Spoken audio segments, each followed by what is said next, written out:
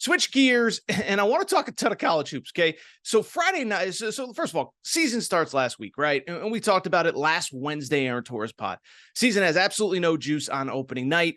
Friday felt like, okay, this is sort of college hoops, Arizona at Duke, Memphis at Missouri. But let me tell you this, the last couple days, it felt like, okay, college hoops is here. We had two marquee events that I really kind of want to break down and cover. The Gavitt Games, which is essentially the Big Ten Big East Challenge, played on home courts, really fun event. And then, of course, the Champions Classic, which used to be the actual kickoff to college basketball. Now it's the unofficial kickoff featuring Duke, Michigan State, Kansas, and Kentucky. A lot of college hoops over the last couple of days. So let's just dive into the big ones. Let's break it all down. Let me start with this. Let's go ahead. There's no better place to start, really. Chicago, the second game, the number one team in the country, the Kansas Jayhawks, against what's probably the biggest brand, certainly the most talked about program in college basketball, Kentucky.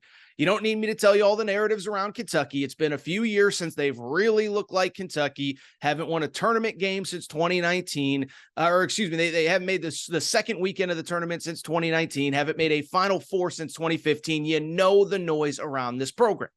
So when Kansas wins the game 89-84, which is what happened on Monday night, I think the natural reaction is, Kansas does it again. Bill Self's the man. Kentucky cannot win a big game. Instead, I actually think it's the exact opposite. In a year where Kentucky has completely revamped with all those freshmen, John Calipari going back to the old school Calipari, we're recruiting five stars and figuring it out later. I thought Kentucky was actually very impressive, even in a loss, especially when you consider who didn't play and who played and who didn't play well. Okay, so let's break it down because I know there are no moral victories in college basketball, but I do think you could make the argument that for Kentucky, last night, Tuesday night, was nothing but a positive, okay? For people who don't know, so you're going up against Kansas, the number one team in the country with the best big man in the country in Hunter Dickinson. Kentucky was down 3 7-footers going into this game. John Calipari has joked in his press conference. He goes, I'm down 21 feet of talent right now, but that's exactly the case. Aaron Bradshaw, 5-star freshman, is hurt. Agana and Yenso, a 7-footer, injured, played last year. And then Zvonimir Ivisic, a 7-footer from Croatia, has not yet been cleared by the NCAA. So you're going into this game without 3 7-footers. You're playing the number one team in the country, the best low post player in the country. And here's the crazy part. You were up by 7 at half. You were up by as many as, I believe it was either 12 or 14 in the second half. But this is the crazier part. This is the part nobody talks. Everyone's talking about no 7-footers. Here's the crazier part. Kentucky's two best recruits, two most high-profile recruits, two guys that are projected to be lottery picks, DJ Wagner and Justin Edwards, 5-star guys, top 5 players in their class. They combined to score 5 points in this game, and they combined to do it on 1 of 18 shooting. If you want to take it even a step further, Antonio Reeves, their star returnee, did have 24 points, but went 3 of 17 shooting. And so just think about that. Number one team in the country. You're playing the number one team in the country. First high-profile game for all these freshmen. How are they going to handle the stage? Your two best freshmen combined for 5 points. Your star returnee shoots 3 of 17 for 3, and you are right there in this game. So I know there's no moral victories, but when I look at this Kentucky team, a couple things stand out. One, I'm already taking a victory lap on Rob Dillingham, okay? I said this after the opening night of college basketball season. Because, again, everybody says, well, you know, Kentucky's only playing New Mexico State. What can you really learn from it? Well, I learned a lot. I don't know about you. You need to pay attention. Because when I watched that game, what I saw was a completely different Rob Dillingham than I saw in high school, and a completely different Rob Dillingham than I even saw in the summer tour in Canada, okay? So this was a kid, for people who don't know a lot about the high school recruiting stuff, super high profile early in his career, was a 5-star fringe-ish guy towards the end, but he kind of just leveled out and whatever. And he's kind of a smaller guy, super quick, super whatever, but it just never really clicked. He bounced around high schools. He went to Kanye West High School in LA that ended up shutting down. Then he ends up going to Overtime Elite. But over the summer, and I mentioned this on opening night, over the summer, Kentucky goes and plays a foreign tour in Canada, an event called the Global Jam. And he doesn't play very well.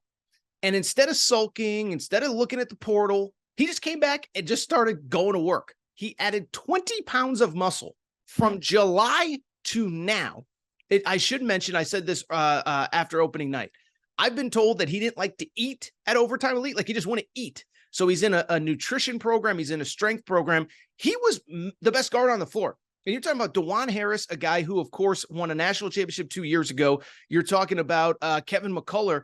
Rob Dillingham was dynamic. They didn't have an answer for him. He had 18 points off the bench, including 4 3-pointers. He also added 3 assists. And what I thought was interesting about him was that he plays so fast that you don't want to. He had a couple dumb turnovers, but it was from playing fast and playing fearless and being aggressive. And I love that about him. I'd rather him commit a turnover or 2 now, knowing that once he kind of figures out the speed of the college game, he is going to be 1 step ahead. So he was awesome in this game. I got to give credit where it's due. Adu Thiero, a guy last year, he was like the 9th guy off the bench, or, and the 9th guy in total, 4th, 5th guy off the bench. And I just didn't see it. I said, Cal, what are you doing with this guy? Well, now he's older. He's confident. He's gained strength, and he just flies around. I don't even know what the analogy is. I don't even know how to explain what he does, but he just plays fearlessly. He was putting balls back, put back dunks. He finished with 13 points, with 16 points in this game. And then Reed Sheppard off the bench with 13, obviously another freshman whose father played at Kentucky. And so when I look at this game, a couple things stand out. First of all, Sheppard and Dillingham were in foul trouble. Otherwise, you probably win this game. And there was a couple defensive breakdowns late. But at the same time, I don't know how you can't feel good being a Kentucky fan. Justin Edwards, DJ Wagner do not play well. And let me say this. This is the gift and the curse of relying on high-profile freshmen. Sometimes it takes a while. We've talked about this for years with Kentucky, is that sometimes, listen, there are certainly times when guys step in right away. They're awesome. Brandon Miller last year, Paolo Banchero the year before, it happens, okay? But what generally happens is it does take guys a little bit of time, and this is the gift and the curse of what Calipari does at Kentucky. And we've talked about this again, is that when you bet on upside, sometimes it takes a little while. And sometimes you just got to let these guys play through it and let them take their lumps. That's what's going on at Kentucky right now. I'll give you an example, okay? I remember when Tyler Hero played at Kentucky. That was 2019 season. They opened at the Champions Classic with Duke and Zion and whatever. And you watch Tyler Hero, you're like, this guy doesn't belong on the court with these guys at all. And it took him about like 6 weeks. I mean, I remember watching them in December, early January, and it's just not clicking. And you're saying, why does Cal keep rolling this guy out? And then about late January, early February, it hit. And he was one of the best players in college basketball, and obviously ends up being whatever, a top 15 pick in that draft. And so I bring it up because when I look at this Kentucky team, if you're already getting this from Adu Thiero, you're already getting this from Rob Dillingham, you're already getting this from Reed Sheppard, imagine what happens when Justin Edwards figures it out, when DJ Wagner figures it out, and when you get some of these guys back from injury. So from the Kentucky perspective, I know nobody wants moral victories. I thought this was nothing but a positive for Kentucky. I give them a ton of credit. They were fearless. They played well. They did have too many turnovers late, but also part of it, like I said, was foul trouble. Dillingham and Reed Sheppard aren't in foul trouble. That's a game that they probably win. So credit to Cal. I'll say this. This is the first time in a long time that I have felt like Kentucky feels like Kentucky. We talked about it over the summer. As great as Oscar Tshiebwe was, and I said this, I saw this team in Canada. The first thing I said was, listen, Oscar Tshiebwe was an incredible ambassador for this university, college basketball, etc. But when he was on the court, you had to play a certain way. Everything had to go through him. Everything slowed down. There was congestion in the middle of the lane. This team plays fast. They shoot a lot of threes. And I am here to tell you, go ahead. I'm going to pull a Calipari. I'm going to bet on the upside of this team over the next 3-4 months. This team is better than people think. I'm just telling you right now. And you look across the landscape of college basketball, good thing for them. They really have a few weeks before they have another high-profile game. They play Miami in the ACC SEC Challenge about 2 weeks from now. So they got 3 more games between now and then to figure it out. Then they got Carolina to end the out-of-conference with Louisville. And then SEC play starts. But I'm here to tell you, this team's better than people think, okay? Not saying they go, 39-1. But is this team good enough to go to a Final Four? It is, absolutely. I cannot wait to see how this team develops, even with the loss. From the Kansas perspective, let me say this. Rock, chalk, Jayhawk, baby. Lot of things to think about when it comes to this team.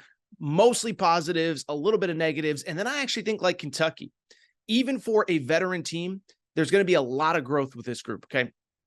So the positives, you got Hunter Dickinson and they don't. Okay. And I know what everyone would say. Oh, Kentucky didn't have any size and whatever. It's like, yeah, it's not Hunter Dickinson's fault that Kentucky's 7-footers are all injured or ineligible. Okay. But at the same time, he still did go for 27 points, 21 rebounds in this game. And when I look at what he did, and when I look at what he does, he is just such a difference maker and difference in what they do. You have no answer for him. You have to double him. And then from there, it creates opportunities for everybody else. And everybody else took advantage. Kevin McCullough played the best game that I've ever seen him play. If you watch the broadcast, Jay Billis kept referencing, he is what Jalen Wilson was last year, which is what Ochai Agbaji was 2 years ago. Both those guys in the NBA, kind of that playmaking wing. Kevin McCullough finished with a triple-double in this game, 12 points, 10 rebounds, 10 assists. And then DeJuan Harris, credit. Veteran guard that just made big plays down the stretch, 23 points, including a couple big threes late. So when I look at the Kansas thing, I think the positives are they are kind of who we thought they were. Going to play through Hunter Dickinson. Hunter Dickinson's going to be awesome every single night. And the guards are just veteran, experienced, and confident. If you're looking for a negative, the reason I didn't love them in the preseason, I liked them. I didn't love them. Not a great three-point shooting team. That was very much on display on Tuesday night. 6 of 18 from three, kind of really hot and cold as far as from behind the three-point arc. Now, they made the ones that matter, especially late DeJuan Harris. But you look at this game, and, DeJuan Harris ends up finishing 5 of 6 from three. The rest of the team, what would that be? 1 of 12 for the rest of the team. But I also think even from the Kansas perspective, right? I think that the natural inclination, it's a veteran team, guys that have been there. So they don't have the upside, the ceiling, the ability to improve the way that Kentucky did. And I think to a degree that's probably fair. Like Hunter Dickinson isn't going to be significantly better on March 11th than 27 and 21 on November 14th. But at the same time with Kansas, you watch that game, I think there's room to grow, especially on the bench. Nick Timberlake was a very high-profile transfer that everybody wanted. I know because I'm a UConn fan, and there was a moment in time where UConn thought they were getting him. Nick Timberlake finished that game off the bench with 0 points on 0 of 4 shooting. Johnny Furphy was a high-profile international recruit from Australia. Many people believed he had one-and-done capabilities. 0 points off the bench. And so I bring it up because even for a team like Kansas, there is so much area of improvement, so much opportunity for improvement with this team. So if you're a Kansas fan, listen, you got the dub, but let me take it a step further. You get a win. It isn't pretty, but you get the victory doing what you do, and you put up 89 points too. So, you can see that defensively, maybe they'll struggle with those quicker guards. I don't know how many of those there really are in the Big 12 when you think about the Big 12 and how things are played. So from the Kansas perspective, you're the number 1 team in the country. You survive. Now, Kansas, unlike Kentucky, their schedule does not get any easier. They go to the Maui Invitational next week, where Purdue will be there, Marquette will be there, and we're going to talk about Marquette in a minute because they were very impressive on Tuesday. Gonzaga is going to be there. Really fun event out there. Quickly, I do want to get to the second game of the Champions Classic. Duke takes care of Michigan State. Final score in this one, 74-65. Weird game. Started off really slow, a lot of fouls, a lot of turnovers. Neither team shot well. Then Duke gets a big lead. Then Michigan State makes a little bit of run. And then Duke ends up pulling away and winning late. Good win for Duke. But let me say this, okay? So Duke, listen, because I'm going to criticize Duke a little bit. And every Duke fan, Torres just doesn't like Duke, blah, blah, blah, blah. No. I picked Duke to win the national championship in the preseason, okay? What I will say about Duke, they're good. They're really good. And like what we just said about Kentucky and Kansas, they are going to find their legs and get better as time has gone on. I do think I probably overvalued the leap that all those sophomores would make from one year to the other. And for people who don't know the Duke background, okay, Duke returned 4 of their top 5 scorers from a season ago. 3 of them are high-profile sophomores that all, in theory, probably would have been drafted if they went to the NBA. Kyle Filipowski, Mark Mitchell, and Tyrese Proctor, on top of Jeremy Roach, who came back as a 4th-year guy, and a very high-profile freshman class. So when you looked at Duke on paper, you said, well, all those freshmen were really good last year, and they're going to make the leap this year. Well, you watched on Friday against Arizona. Arizona just bullied them. Like Arizona just punked them in the paint with their size and their athleticism. I thought Arizona really was a matchup disadvantage for them. Well, even on Tuesday night, look at the final stats. Mark Mitchell finishes with 15 points.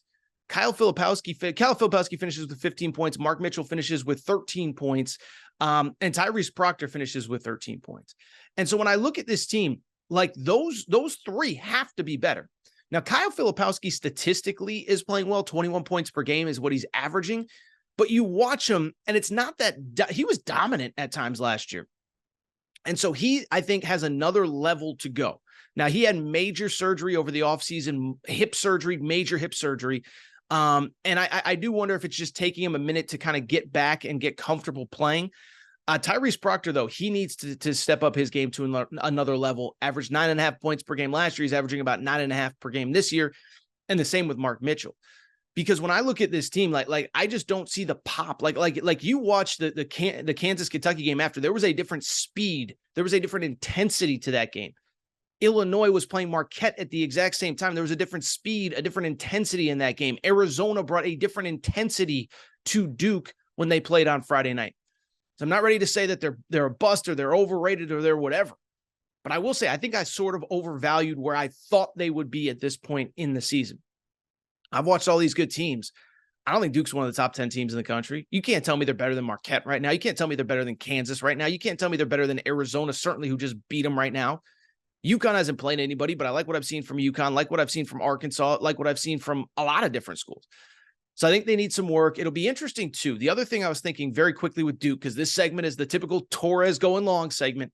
They won 10 straight games before they lost to Tennessee in the second round of the tournament last year.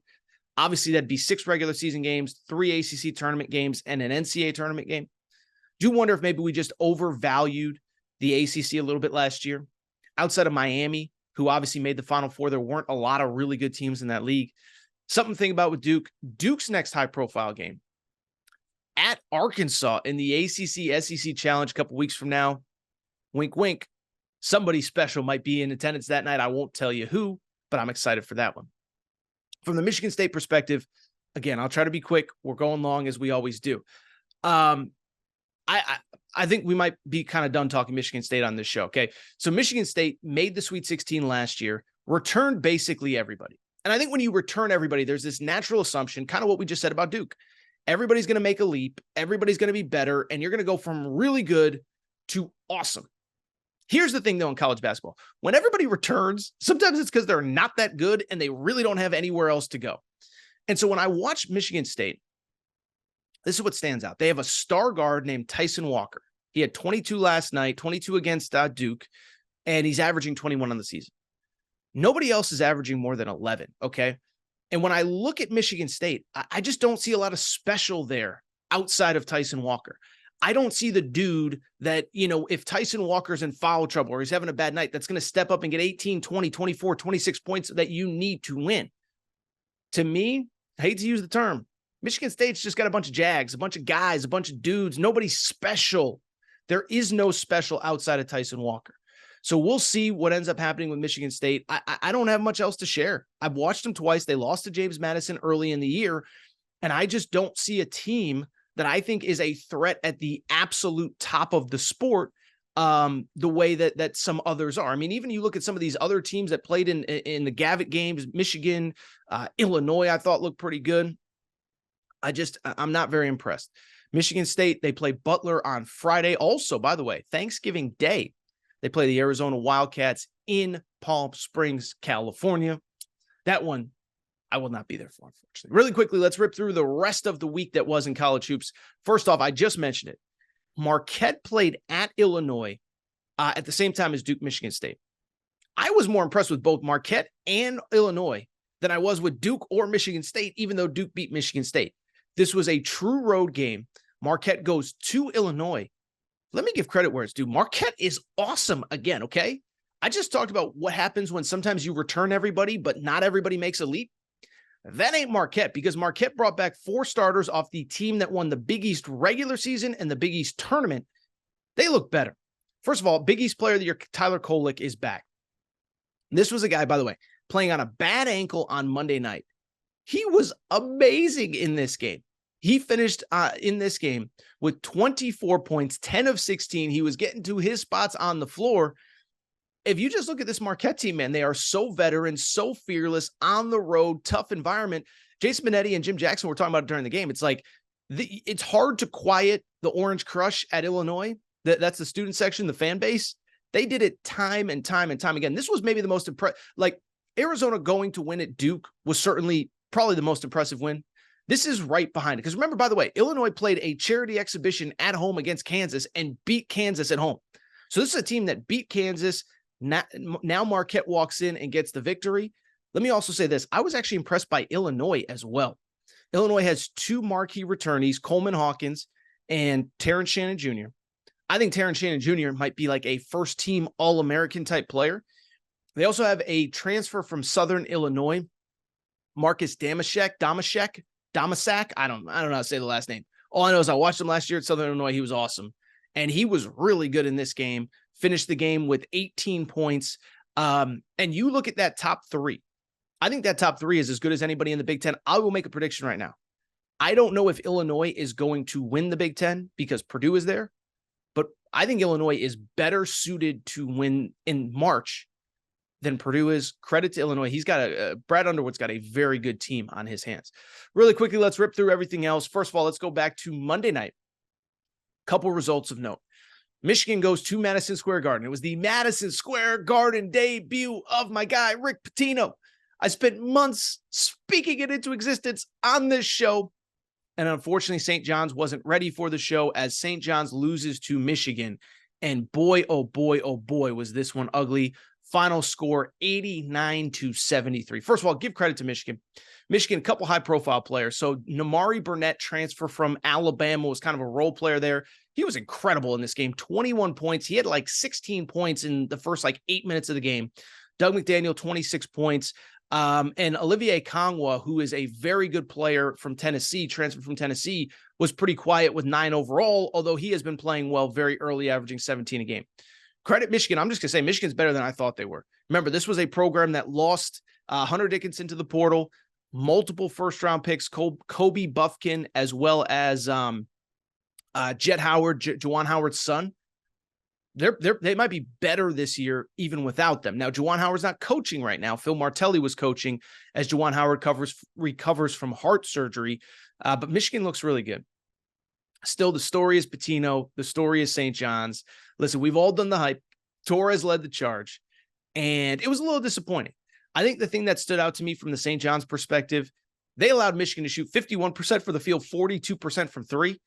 That will never happen again under Rick Pitino. Like, Rick Pitino will literally cancel. He'll go to admissions himself and cancel scholarships before he lets his team play defense like that. He'll bring in walk-ons from poli-sci class before he lets his team play defense like that again.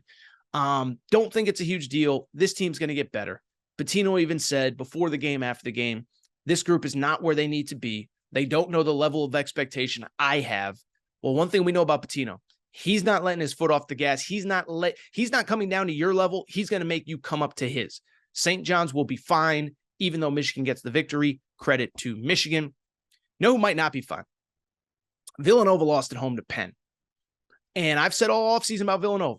They were really bad last year, and everybody in the national media wanted to blame injuries, Justin Moore, Cam Whitmore, whatever. And I kept saying, even with injuries, they lost some games that Villanova should never lose as a college basketball program, okay? They lost to Portland. They lost some other big games. And I said, I need to see it to believe it with this Kyle Neptune guy that took over for Jay Wright.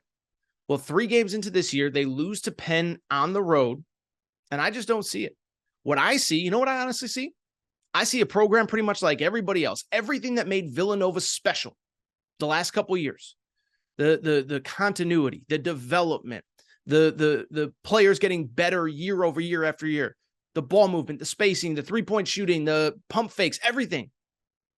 Villanova's just a bunch of dudes that got thrown together. And listen, I get it's the NIL portal world, And I don't blame Villanova for going out and getting really good players. But I said all offseason, I said the pieces don't really fit. This feels like a bunch of guys that were thrown together. There was a lot of NIL money involved. And I just I need to see it. Well, fast forward, they lose to Penn. Don't know what else to say other than that. I don't think they're very good. And the Big East, you look at the Big East. UConn's awesome. Marquette is obviously awesome. Creighton's awesome. They took care of Iowa on Tuesday night, whatever night it was. Providence looked really good. Credit to Providence. They beat Wisconsin. I'm going to go back and watch that game a little bit today. Villanova losing. This is a big story. Keep an eye on it. And again, credit to Providence, who got a nice win over Wisconsin. I'll say this. I think between the returning players, the Bryce Hopkins, some people will remember that name, and some of the guys that Kim English brought in. Remember, Kim English is the new head coach at Providence, about 34, 35 years old, played at Missouri, played in the NBA. I think between the players he brought in and the players that were left over, this is the most talented Providence team I've seen in a long time. Providence has a chance to be good.